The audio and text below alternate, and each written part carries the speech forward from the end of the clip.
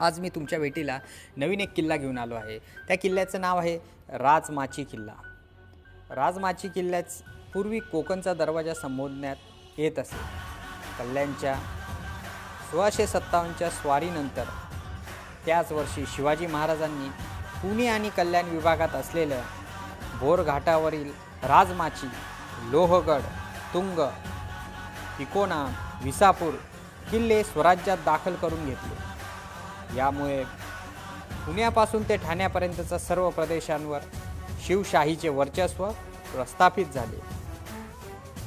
पुढे संभाजी महाराज जिवंत असेपर्यंत म्हणजेच सन 1689 पर्यंत हे सर्व किल्ले मराठ्यांच्या ताब्यात होते।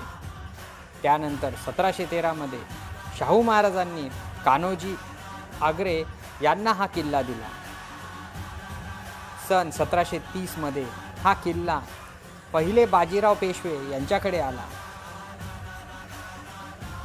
राजमाची किल्ल्यावर एक शिव मंदिर आहे। हे मंदिर हेमांडपती बांधणीचे आहे। मंदिराच्या मागून एक झरा पाण्याचा प्रवाह निघतो। या प्रवाहावरच मंदिर बांधलेले आहे। असा हा राजमाची किल्ल्याचा इतिहास मी आपणास सांगितला।